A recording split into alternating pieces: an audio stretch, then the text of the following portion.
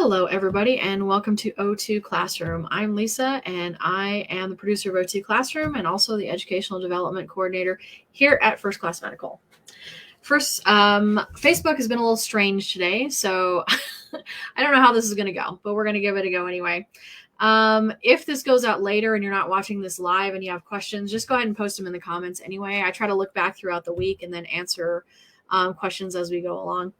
And if you want to watch this or any of the other videos that we have, if you go to First Class Medical's Facebook page, up at the top, you'll see a drop-down menu that says More.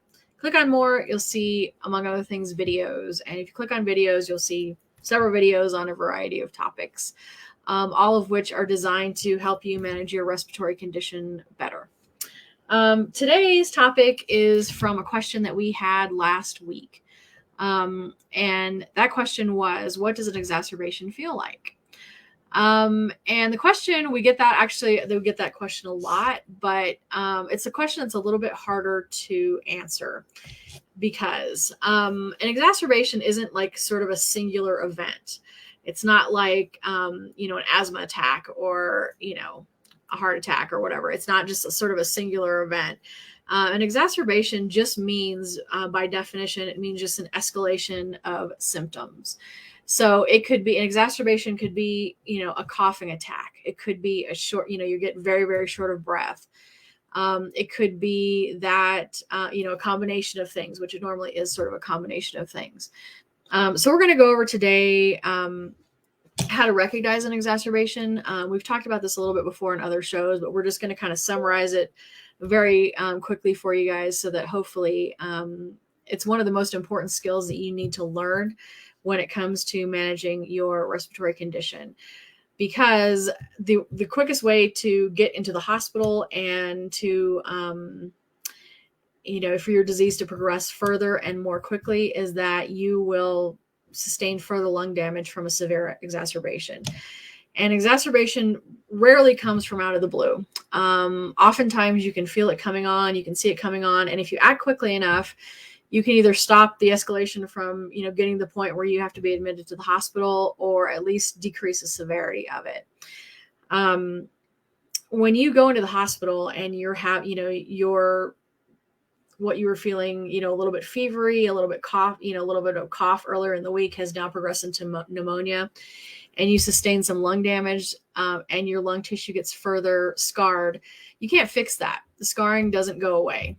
You can get better, you can improve and things like that, but it's just that once you've sustained that damage, you can't fix that scarring tissue as of yet. They're looking at other techniques and things like that. But as of right now, you can't fix it. So we're trying to teach you skills to recognize, first of all, when it's coming on and what you should do. And Carla, for those of you who are in the Thrive program, Carla, she is the Thrive respiratory therapist who teaches those classes in Thrive. And she said that, in her experience, several decades of experience as a respiratory therapist, in her experience, most of the time when people end up in the hospital is because they waited too long to seek help. And a lot of times, people stay at homes, they're copay, they don't want to go to the hospital, this, that, but because they wait too long, they actually end up in the hospital. Whereas if they would have gone prior to that, they probably maybe could have gotten on some antibiotics or something like that, and it could have stopped earlier. So please don't wait too long. And we have given you a couple tools in the Thrive program, that's the zone sheet that we've talked about. I put the link here last week. A few people asked about it. I'll put it in here again. The zone sheet, there's basically the red, yellow, and green zone. And so it's basically an easy method for you to go every day and monitor your own symptoms so that you get familiar with what your normal is. If you're coughing more than normal, or your breathing is not quite as good as it has been, it's definitely a warning sign. It's not often, it's not always something where you need to rush off to the emergency room, but it's maybe something you should speak to your doctor about, or at least be cognizant of something maybe going on. Okay, so the most common symptoms of an oncoming exacerbation are the following: more coughing than usual, if you have some lung sounds that you're not familiar with, we did a whole show a few weeks ago about lung sounds and what they could mean. So if you have some lung sounds, and if you have a respiratory condition, a chronic respiratory condition, you're probably used to hearing sometimes, especially in the morning, your lungs sound a certain way. But if you have more wheezing than usual, if you're more short of breath than usual, or if your mucus production has changed in any way, if you're producing more, it's gotten thicker, it's changed color, anything like that, it's a sign that you should be start to be careful about. There might be an exacerbation coming on. And we've taught you some things that if you are short of breath, some tools would be, to do some pursed lip breathing, to check your anxiety levels. Is it anxiety that's making you short of breath? Relax a little bit, try to do some deep breathing, do the active cycle breathing technique. And if your doctor has told you, when you feel short of breath, if you should hit your rescue inhaler first, do as they direct. But, if none of those things are working, it's time to maybe, get some help. But so there are 3 zones, basically. Green meaning all clear. You're not coughing more than normal. You slept normal. Your appetite's normal. You're not feeling more fatigued than usual. No more coughing. The chest congestion that you normally have is normal, or even, a little better than usual. It's all clear. Yellow zone is use caution. Talk to your doctor. Just at least call the office and let them know this thing's going on. And they might tell you to come in, or they may say, let's monitor it till the end of the day and let's see what's happening. Or they might give you some benchmarks. If you get to be this, then, go to urgent care or whatever. The red zone is basically get help right away. Don't get on Facebook. Don't do anything. Ask somebody to take you to urgent care. If you're there alone, you may even have to call an ambulance, but, try to get yourself some help right away. So we're going to go over to what those zones mean. Green is the all clear. Like I said, breathing normal, slept normal, appetite normal, coughing is under control. Usually, we did a whole show about coughing too. And coughing, although it's annoying, it's one of those things that, as a respiratory patient, you're probably going to have to live with on some level. But you have to make a distinction between productive coughing and non-productive coughing. Productive coughing is coughing that is bringing up mucus. It's clearing out those airways. And if you, especially you cough in the morning, you sort of bring up the stuff that's settled in your chest throughout the night, that's productive coughing. And you're going to have some of that. But if you're coughing more than usual, or if you're coughing so much that you just can't catch your breath and you're wheezing at the end or something like that, then that's a sign that, that's what we call uncontrolled coughing. And that's a sign that things might not be, going so well. But if your coughing is under control, it's normal. That's okay. Your mucus is normal in thickness, volume, and color. Then you're green, all clear. You can use medications as directed, like you normally would. Your activity levels can stay normal. Take your medications as prescribed. Eat and sleep regularly. You still, need to make an effort to avoid any kind of triggers that you know of. If you have a certain allergy trigger that you're aware of, just avoid any kind of airborne triggers, smoke, fumes, things like that, dust. And you can just basically attend to your regular activities. Okay, the yellow zone is when you should use caution. You wake up in the morning and you feel like maybe you have a little bit of a fever. If you've used your rescue medication, you felt shortness of breath, and you've used your rescue medication and it didn't help, that's a sign that you should be in the yellow zone. Your mucus has changed. It's become thicker. It's become more. It's become more of a green in color. Could mean that you have some sort of upper respiratory infection developing. You didn't sleep well, sort of out of sorts, or you have increased fatigue. You felt like you slept okay, but you just can't, just dragging all day long. You have more shortness of breath. Like I said, if you've used your rescue inhaler, if you're short of breath and it's not helping, or you've done some pursed lip breathing and that's not helping, all the things that you normally do, check your anxiety. If you're still short of breath, that's a sign that you could be in the yellow zone. If you have edema, which is basically water retention in your feet or ankles, sometimes in your hands, that's swelling because you're not getting good oxygen flow Could be something going on with your heart. That's a sign that you are in the yellow zone. Or if you feel like you're just coming down with something, feeling like maybe you're going to get sick. If you feel like, even if you're just coming down with a common cold or something like that, it's just a sign that you need to be more careful, because what could be sort of a normal cold for some, if you have advanced lung disease, you can't let that develop into pneumonia. You need to, ask the doctor what to do if they want you to come in. If they feel like it's a virus, they might give you some antivirals. If it's a bacterial infection, they might give you antibiotics, things like that. But you don't want to wait too long. Even if you're just like, well, it's just a little cold, at least let your doctor know, and they'll tell you whether you should come in, or what you should do. So you want to report any of these changes to the doctor immediately. At least call them. Then you want to limit your activity. Don't go out and run around and exhaust yourself further if you're feeling sort of like maybe you're in the yellow zone, if you have any of these symptoms. Practice breathing control. That means doing a grounding exercise if you feel like you have anxiety coming on, and any kind of fear that you might have might bring on that anxiety, and that's normal. Try to calm down, sit down, slow your breathing down, relax your shoulders, open that chest cavity, make sure that you have do all the breathing techniques that you've learned on this show and through pulmonary rehab or through your doctor. Check your anxiety, use your rescue medications as prescribed.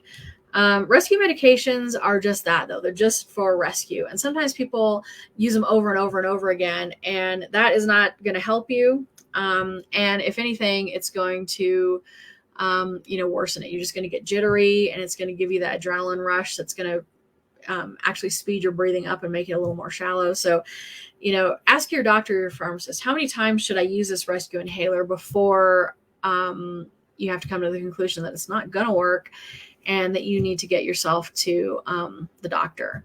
And usually they'll say once or twice. It's different for everyone. So, ask somebody who knows your condition more specifically, as in your doctor or your respiratory therapist. Ask them how many times you should hit that rescue inhaler. You just can't keep hitting it over and over and over again. If it hasn't worked the first couple times, that's the problem. Before you do your rescue inhaler or do your inhaled medications in the morning, you might want to do some active cycle breathing, for the reason that it's going to open up those airways. It's going to relax those airways a little bit so that the medication can get down into your lungs, where it's going to help you. It's not going to help you if it just goes to the back of your throat or just settles right up here in your chest. It's got to get down in your lungs. So if you do some active cycle breathing, it's going to relax those airways a little bit, sort of calm some of that inflammation, which hopefully should calm some of your coughing. Coughing comes from inflammation. So make sure that you're opening those airways, and you're going to clear some of that mucus out so that you clear some of that congestion out so that medication can get down there as good as possible. So, if you have to do your rescue inhaler, try to do some pursed lip breathing beforehand too. So it just sort of relaxes you a little bit. It's going to open those airways, and that medication is going to be able to get down there where it's going to hopefully do you some good. We talked about some things last week that, loved ones, friends, spouses, even neighbors, people you hang out with all the time should learn about your respiratory condition. Not only so that, it can make your time together easier, but it can also, be a safety issue for you. And one of those things is you need to be able to recognize, and people around you need to be able to recognize when you're in the red zone. And the reason why you need to sort of get everybody else involved is because part of the thing about getting in a red zone is when you're low in oxygen, when your oxygen saturation level has been low for a while, you might not be thinking clearly. So even though, right now, if you're breathing fine, you might think, okay, if this happens, I know I'm in the red zone. When you're actually in that zone, you might not be thinking clearly. And so other people around you need to be able to recognize when you're in that zone so that they can get you the help that you need. So some of the signs that you need to get help right away are if you are disoriented and a little bit confused, if your speech is slurred, if you're having any kind of chest pain, if you have severe shortness of breath, you've done the rescue inhaler, you've done the pursed lip breathing, and you just really can't catch your breath. Your fingertips or your lips or any kind of extremities are taking on a bluish tint. You've coughed up any blood. Your heartbeat is very rapid. Your rescue inhaler didn't work. Those are signs that you are having, more severe exacerbation, and so you should at that point get medical help right away. And like I said, please share this list with anybody who might be with you, loved ones. If you are in the Thrive program, that sheet that you downloaded has all those on there, and on the back it has a lot of information that you're going to need if you have to go to the hospital and you're maybe not thinking clearly, as in your contact information. It's going to have your insurance information. You're going to write down on there which medications you're on, which rescue inhaler you probably have, what dosages are you going to take. So if you get to urgent care and your doctor's office is closed, those are things that they need to know. So you want to make sure you fill out that sheet completely. And like I said, a lot of people are just like, why do I need to fill this out? I do this every day. I don't need to write this down. Well, it's because, like I said, you may not be thinking clearly. Once you get to the hospital, if you haven't been breathing well, you may not be completely oriented to what's going on. So make sure you fill out that sheet. And more importantly, make sure that whoever you're with, or whoever, knows where that sheet is. Give them a copy of their own sheet. Put it in your phone, put it in their phone, keep it in your car, wherever, just let them know where they can find it, because that's information that's going to save the people at urgent care time later, instead of trying to figure out what medication are you on, what's your diagnosis, who your doctor is, things like that. So just make sure you fill out those own sheets completely, including the rescue, the emergency information on the back. So red action is basically, like I said, call 911, get to urgent care or the doctor's office, use your special or rescue medications as prescribed. You just need to take action right away. And hopefully when you got to the yellow zone, if you called your doctor, if, they gave you directions about what to do, if you limited your activity, if you took it easy and just did breathing exercises, make sure you're getting plenty of water. So the water, or even better, tea or some kind of warm liquid, sort of thin that mucus out so you can kind of clear that out. And if you're feeling sick, you need to get medication right away. Even if it's just cold medication, the doctor might put you on something over the counter. But hopefully if you've acted quickly in the yellow zone, it'll keep you from getting to the red zone. That's the goal, basically, is to keep you out of the hospital, keep you from being readmitted if you've had an exacerbation before, by recognizing those symptoms and taking proper action right away and not waiting. So that's what an exacerbation feels like. It's not necessarily just one sort of event where you're coughing more or you're short of breath. It's a combination of just you feeling that your symptoms are escalating in some way, in a way that you feel like we're maybe not quite controlling, and they're a little bit different or harder to control than usual. So what are the common causes of exacerbation? There's definitely a few. Illness is probably the number one. You get some sort of bug, you get some sort of upper respiratory infection, or you get a little cold or whatever. So do all the things we've been doing during COVID. Wash your hands, 6 feet, wear a mask if you're going to be in a crowd, get your vaccinations for the flu, for pertussis, whatever your doctor has recommended. Another common cause is allergies. So we've had a lot of shows about how to control your allergies. Make sure that you clear out as much clutter as you can. Don't have a lot of clutter in your house that collects dust, that can collect mold. If you have any kind of leaks in your house, fix them quickly so that mold doesn't start growing. Check the air quality and check the seasonal allergy counts where you are before you go out, so that you don't go out during high pollen if you're allergic to pollen. Monitor air pollution, things like that. And of course, if you've been smoking, you've been vaping, please quit. Okay. Make sure another possible cause is that you've skipped your medication, or you've used it incorrectly. We have a video online. We also have, we did a show last week about proper inhaler use, 2 weeks ago, about proper inhaler use. Stand or sit up, Make sure that this is all open, so you're not crunched down, so you can inhale correctly. Do the active cycle breathing technique to open up those airways. Look straight ahead. Don't turn your head. Don't do this. Don't do this. You're going to try to shoot that inhaler straight back so it goes right down your throat, and inhale deeply. Hold for a few seconds if you can, and then exhale. If you can't inhale that quickly, if you've lost lung elasticity and you don't feel like you can get that medication in quickly enough, or if it just goes into your mouth and you just start feeling jittery afterwards, ask your doctor about a spacer. A spacer is a plastic tube that goes on the end of your inhaler. So when you release that dose, it goes into the spacer. So if you have to take a couple breaths, it's not just that quick puff and then it's gone. It'll release it into the spacer, and then if you have to take a couple breaths to get all that dosage down, you can do that. So ask about that spacer if you don't feel like you're getting your medication isn't working as well as it used to. If you have to take a second dose, make sure to wait 1 minute in between doses so that you can reset and then do it again. And also rinse your mouth afterwards. You can rinse with just water. You can rinse with, mouthwash. You can drink some fruit juice. Do something to freshen your mouth afterwards. Excuse me. It's dry here today. Okay. So make sure you're following directions on all your medications. We have a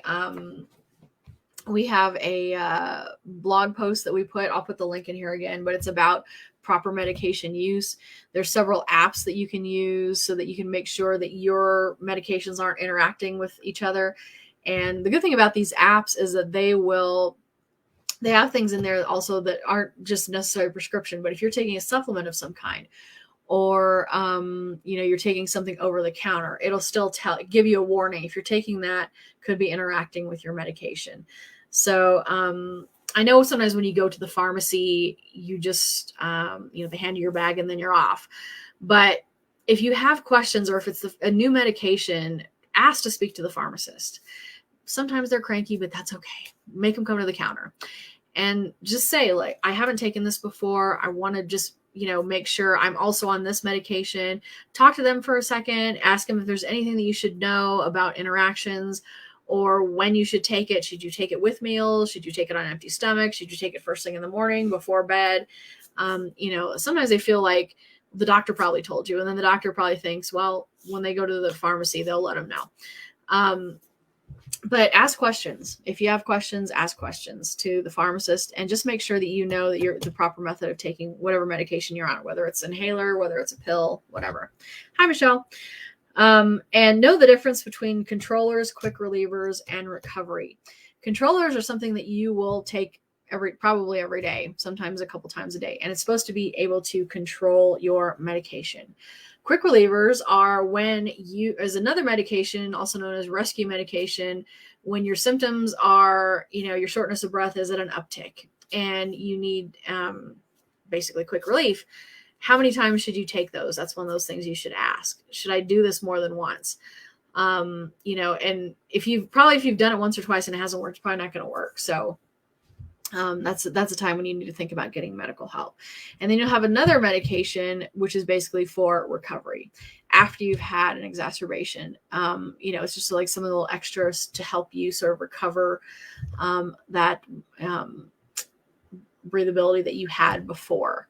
So learn the difference between those three medications if you're on all three, and try to have a good understanding of when and how you should use those quick relievers. That's the most important thing about learning how to control exacerbation, and learning how to prevent a severe exacerbation. Like I said, exacerbations rarely come out of the blue. If you learn to recognize these signs, you may not be able to prevent them 100%, but you'll at least be able to decrease the severity. And especially if you learn how to, what your triggers are. We talk about food diaries all the time, but if you get to the point where you're like, it's a little bit humid today, I know humidity affects my breathing, So you don't necessarily have to hide inside the whole day, but just know, like, I'm just going to have to take it easy. I'm going to give myself a little more time. I'm not going to rush. I'm not going to rush around trying to get out of breath. I'm going to exercise in the morning when it's not so humid. I'm going to go on my little walk early in the morning so that I don't, get out of breath, because I'm not going to go in the middle of the day when it's humid, or in the evening where it's real muggy out. Or if you know that it's a high pollution day, or it's, a high ozone day, you may limit your activity outside that day. Or you might wait until, a certain time of the day. If you're allergic to pollen is most active in the morning. So you may want to give yourself until about 10, when the pollen sort of settles down, and then you can go out and do more things.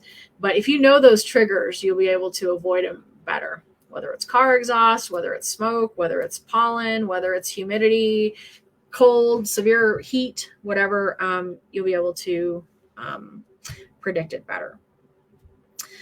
Another thing that can be triggering, but is definitely something that you need to learn about, is proper nutrition. We talk about that on this show all the time. If you haven't been to pulmonary rehab, or you've just been recently, they probably talked to you about a food diary. In Thrive, that's one of the free classes that we have, is how to fill out that food diary and how to use it as a tool to make sure that you're avoiding foods that can trigger breathing problems for you. Or you're not avoiding the foods, maybe you're eating too much. Maybe it's the way you prepared it. Maybe you can have things certain during the day. Maybe it's the way you prepared the food. We have shows on all of that. So, get into Thrive program, learn about the food diary, and watch those videos. If you have questions, of course, just let me know here, and I'll do as best I can. Eat smaller meals, don't eat big meals, eat slowly, chew well, and take some time in between bites so you can breathe a little bit. Make sure, because sometimes when you're eating quickly, you realize like you're holding your breath a little bit too. So make sure that you're keeping your breathing normal. If you're supposed to be wearing your oxygen 24/7, make sure you wear it while you're eating as well. Before you start eating, do some active cycle breathing, kind of regulate that breathing a little bit, clear out this congestion and things. Hi. Thank you. Thanks everybody for their kind words. We also have some shows about maintaining healthy body weight. A lot of people who are more in advanced stages are underweight, because if you have an advanced respiratory condition, you may use 4 or 5 times the amount of calories that somebody with normal lung function uses just in the simple act of breathing. It's just so much harder to breathe. You're using that many more calories. So you have a hard time keeping weight on. And if you're underweight, it can cause a lot of problems. It causes problems with your immune system, muscle wasting. You're going to have loss of mobility and things like that. So, watch some of those shows that we've done about, keeping a healthy body weight. It's very important, not only for, it's very important. It's one of the most important things to maintain quality of life, but it's also one of the most important skills you need to learn about disease management, is maintaining a proper body weight. Mitigating symptoms. We've talked about coughing, non-productive coughing, drink plenty of liquids, make sure that to keep that mucus thinner, warm liquids soothes those breathing passages. Do the active cycle breathing technique to clear out those things.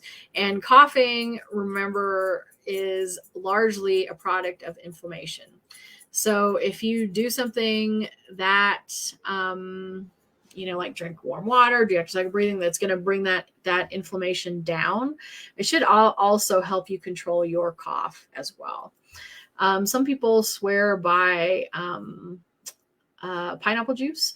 Pineapple juice has an element in it called bromelain, and bromelain is anti-inflammatory. There's plenty of things that we've talked about on here that are antioxidants, which means they're a boost to your immune system, and are anti-inflammatory as well. Omega-3s, any number of things are anti-inflammatory. So if you can incorporate those into your diet, first of all, protein is going to help you maintain muscle mass, but if you can eat those omega-3 proteins, it's going to help bring that down, that anti-inflammatory as well. So keep that into mind. Keep that in mind. Shortness of breath. Again, check your anxiety. Make sure that you are doing your pursed breathing and all your breathing exercises, things like that. One of the things that I've seen a lot in the forums, which I sort of resisted because I personally hate this, but there's been a lot of people who are in the COPD forums and in our private Facebook group that say having a fan blowing in their face helps them with these symptoms, feeling short of breath and things like that. I don't like things blowing on me, so I was like, that can't be true, but I don't have COPD, so I don't know. If you've tried this before, if this is something that you do, put it in here because I would like to know. But there have been a lot of people on our Facebook group saying that they have to have a fan blowing on them and it helps them feel less short of breath. Let me know. I'm interested to see. But that's one of the main. Shortness of breath and coughing are the two main symptoms that people complain of who have chronic respiratory disease. So if you have any good techniques for teas that you drink, for juices that you drink, techniques that you use to mitigate any of those symptoms, please let us know. Michelle said it helps her for sure. I'm assuming she's talking about the fan. Like I said, I don't like fans blowing on me, so that's probably why. But also you want to make sure that you're staying active and doing exercise. And just by doing exercise, I don't just mean aerobic exercise. I mean breathing exercises like we've talked about. It can be pursed breathing, it could be active cycle breathing, it could be singing, it could be playing the harmonica, whatever you do. Exercise the support or accessory muscles. Breathing is largely a function of muscles. So, your lungs don't do anything on their own. They're basically just bellows that are operated by your diaphragm, pushing them up and down, your intercostal muscles, which moves your rib cage so that you can breathe. So make sure you're exercising those muscles. There are plenty of stretching and resistance muscles, that you can use. Let's see, Horace and May. I don't know if this is Horace and May or Horace or May, but they have a shared Facebook. But they're saying, I feel that a fan blowing me at night helps me sleep. So good work. Michelle is advocating for green tea. I've told this story before. My grandpa in World War II was in the Navy, and he worked down in the engine room. So closed in all the time, fumes, smoky, awful for your lungs, right? So a lot of the guys in there would often get respiratory, they get colds, they get bad respiratory flus and things like that. And my grandpa never got sick. And so they're asking, the guys in there are like, how come you never get sick? And he said it was because they all drank coffee in the morning. He drank green tea. He didn't drink coffee. He always drank green tea. And so that was like back in the 40s. Grandpa knew something that they just discovered recently, that green tea is good for your immune system.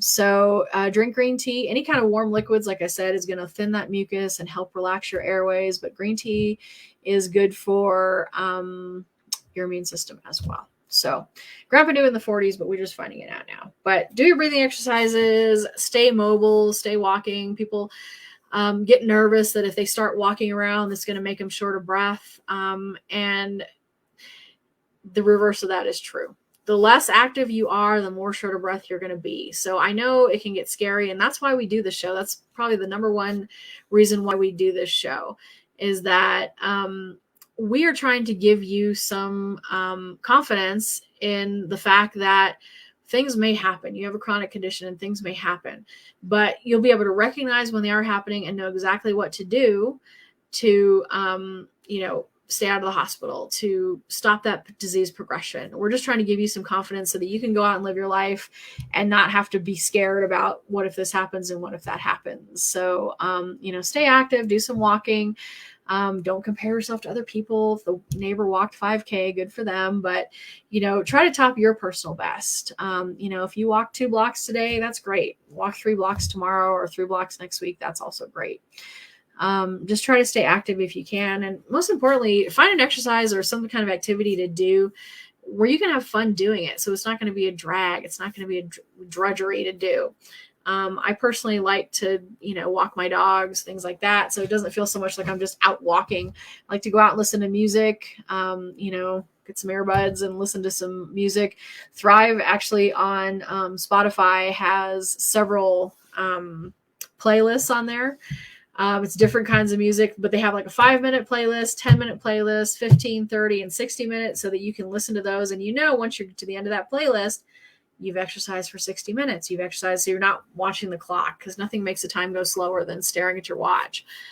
And there's all different kinds of music on there. There's a country playlist, there's a show tune playlist, there's a rock playlist, classic rock, 50s, 60s, everything. So get one of those playlists or make one of your own. Spotify is free, and you can make your own playlist on there for free. You can use the Thrive playlists, or you can make one of your own. But just get out there, have fun, and try to stay mobile. But I hope you guys had a great Thanksgiving. Okay, Horace is saying May and I both have COPD. Okay, I'm sorry to hear that. I hope you guys are learning a lot from this show. If you have any questions or you have a topic, Horace and or May, that you want to see on here, just let us know. Answer questions. Sue is saying Muline tablets on the tea helps with phlegm. We've heard some good things about Muline tea. It's readily available. I've seen it on Amazon. I've seen it at the health food store, Whole Foods, things like that. You should be able to, get it. It's supposed to be good for clearing out mucus. It's supposed to be not an expectorant, but something that will thin your mucus out a little bit and help keep those airways clear. And tea in general is just good for anti-inflammatory and just being relaxing and clearing out mucus, warm liquids. So, okay. I hope you guys had a great Thanksgiving. I hope your holiday season is off to a great start. We will be here next Tuesday with more topics. And like I said, if you have questions, if you're not watching this live, just let us know. And, I'll get your questions answered. All right. Take care. Be well. And I will see you next week.